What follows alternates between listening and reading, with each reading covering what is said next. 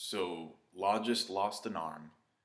And that's not even the most upsetting part of the chapter to me. The most upsetting part of this is like, what in the hell does Bellamy see in Doflamingo that he constantly insists on licking his ass? And I was hoping that we would see something in the flashback that would speak to this effect as to why Bellamy is just filled with admiration, why he's so gung-ho and devoted.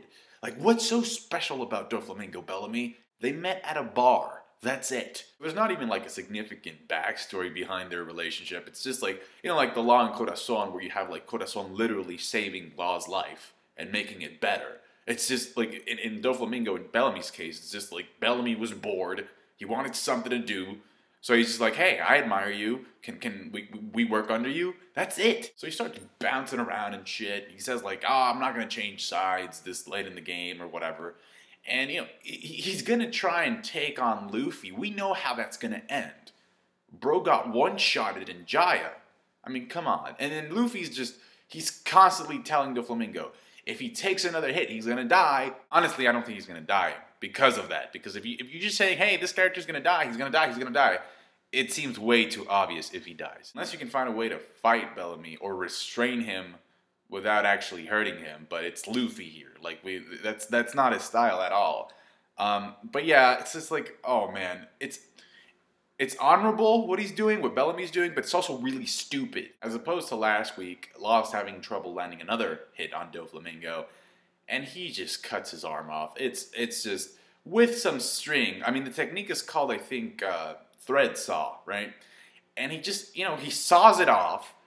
And I was thinking to myself, wait, like last week, you blocked the Doflamingo string using armament hockey. And the thread that Law was able to block last week went on to slice through the palace. So it cut a building.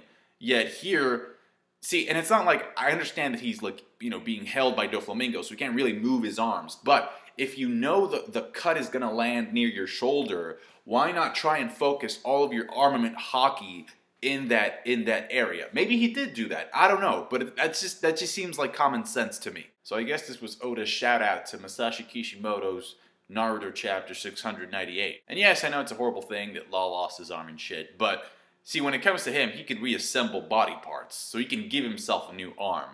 You know, that's part of the Opi no Mi. We saw this in Punk Hazard when he gave those people that couldn't walk new legs. Granted, they were animal legs, so I don't know if he's going to get an animal arm or a human arm by the end of this arc. Then again, he could just not get anything and just walk around like a badass like Shanks. Then again, that seems kind of like the obvious way of going about solving this issue. And Oda, you know, sometimes he's really creative. So what if Robin comes in and just helps out, gives Law a new arm? Because some of you were saying that she might go and help Heroes by giving him a new leg. So that could happen, or maybe, and this is a stretch, but what if the Opi no Mi has, like, regeneration powers? This chapter just sets up so many possibilities for a bunch of crazy shit to go down. There's a lot of pretty interesting dialogue from Doflamingo in this chapter. One of the sentences that really stands out is when he tells Law that if he really wanted him dead, he should have stuck to the plan where Kaido comes in and just rips him a new one.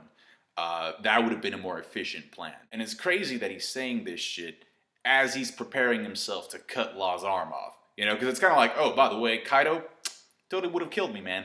He totally would have beaten my ass and killed me.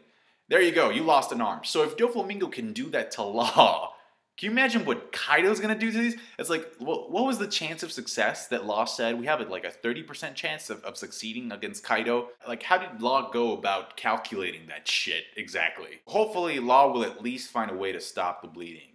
And maybe eventually, if he feels good enough, he can go against Trouble and then just leave Luffy to Doflamingo.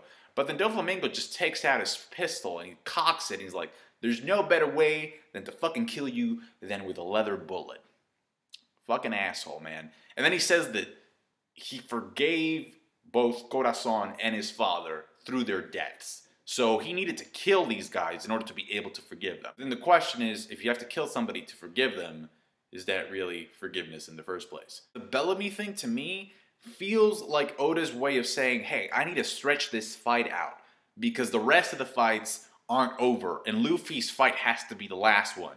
So let's have Bellamy do this, and then I can finish up these other fights, and then we can finish up the Doflamingo thing. So all Luffy needs is a chance to be close up and personal with Doflamingo and just stay there, you know, because it's post time skip Luffy. So Oda has to find a way of like not making Luffy fight Doflamingo this early, even though it's not early. So I can't wait to see what happens, but again, it's obvious that Oda has to take care of all of the other fights first. I thought it was a good chapter overall. Oda raising the stakes by having Doflamingo cut Law's arm off. Tell me your thoughts in the comment section below. Thank you so much for watching. Like the review, I appreciate those. Subscribe to my channel to get more One Piece reviews, and I'll catch you guys later. By the way, have a nice Thanksgiving if you celebrate it.